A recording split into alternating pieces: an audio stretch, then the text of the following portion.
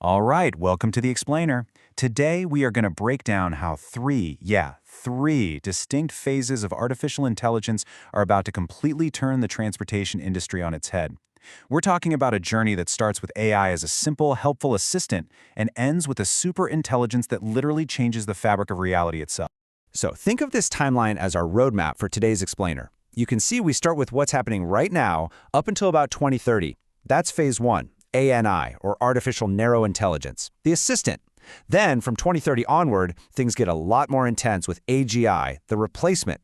And finally, starting around 2040, we get into some really wild territory with ASI, the transcendent superintelligence. Okay, so here's the plan. We're going to walk through this step by step. First, how AI helps us, then how it replaces us, and finally, how it transcends us. We'll wrap it all up with a side-by-side comparison, and then dig into the biggest question of all. What's actually left for us to do in a world like that? All right, let's kick things off with phase one, which covers the period from now until about 2030. We're talking about artificial narrow intelligence, or ANI, and that word narrow is key. This is the AI you see all around you today. It's super specialized, really good at one thing, and it's designed to be a powerful tool, an assistant, not our replacement. And this chart really tells the story of the ANI era. You can see how it hits different departments in different ways. For drivers, it's like a co-pilot, right? It's handling safety alerts, finding the best routes, basically reducing the daily grind. But then you look at dispatch or the back office, and wow, the impact is huge. ANI is a powerhouse for efficiency, automating reports, optimizing schedules, and really slimming down those operations. And it's not just about software running in the background either. ANI is getting physical. We're talking about actual robots that can automatically clean and sanitize vehicles overnight, smart assistants that figure out the best way to load cargo, and even wearable suits that take the strain off drivers. The whole point here? It's all about making the human worker better, stronger, and more efficient. So how do you survive and thrive in this ANI era? Well, it's all about changing how you think about your job. You're not just a driver anymore. You need to become something more. Maybe you're a mobility concierge, providing that human touch that AI can't.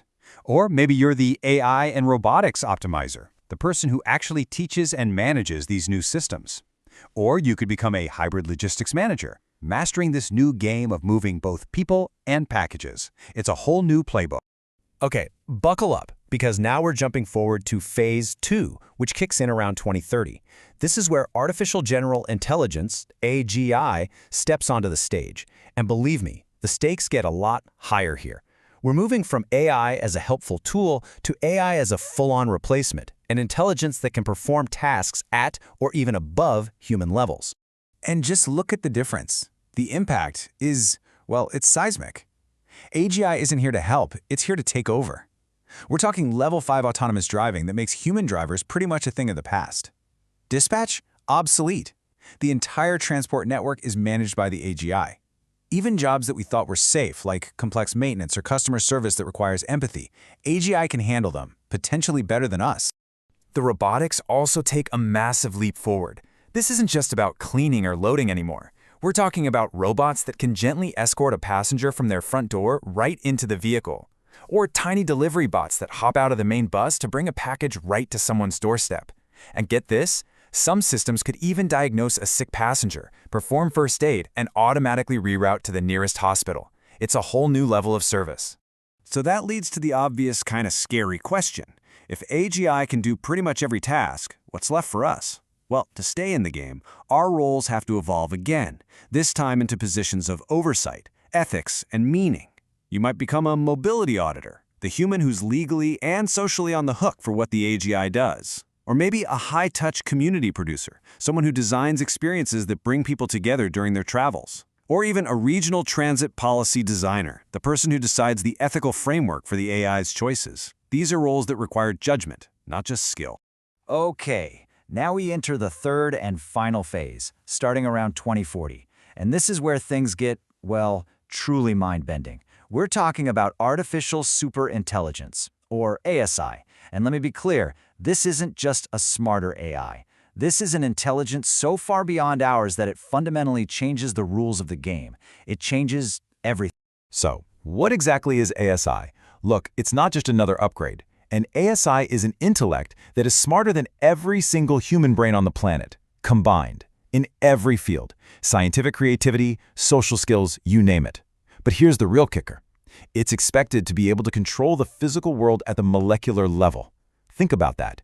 It's not just thinking, it's doing, on a scale we can barely imagine. And that's where nanorobots enter the picture.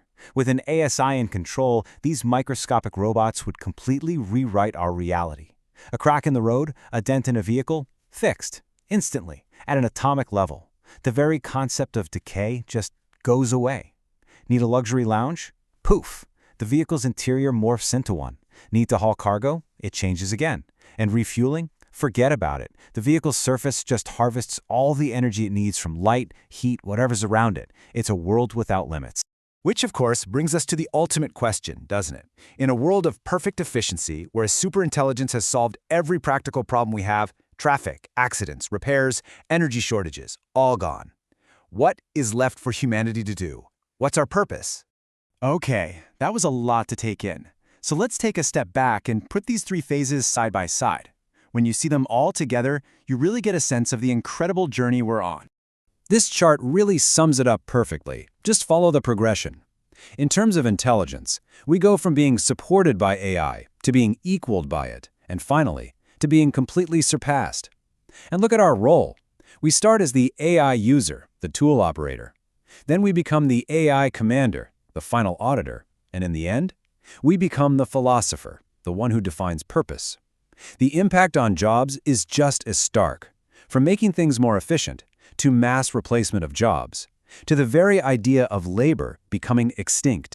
So, after all of that, after this incredible technological revolution, when an AI can figure out how to do anything, what becomes humanity's most valuable contribution?